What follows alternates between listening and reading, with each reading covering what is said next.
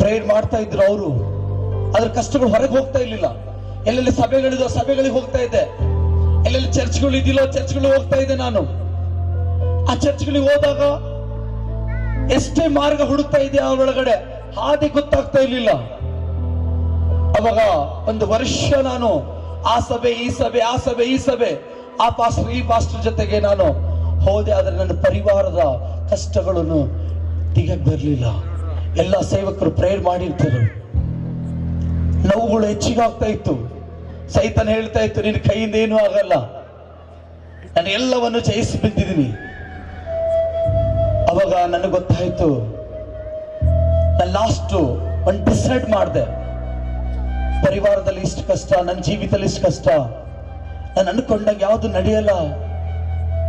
ನಾನು ಯಾಕೆ ಈಗ ನೋಡ್ತಾ ಇದ್ದೀನಿ, ಯಾಕೆ ಹುಚ್ಚನ ಪ್ರಕಾರ ನಡೀತಾ ಇದ್ದೀನಿ, ನಾನು ಏನ್ ಅನ್ಕೊಳ್ಬೇಕು ಅದು ಆಗ್ತಾ ಇಲ್ಲ.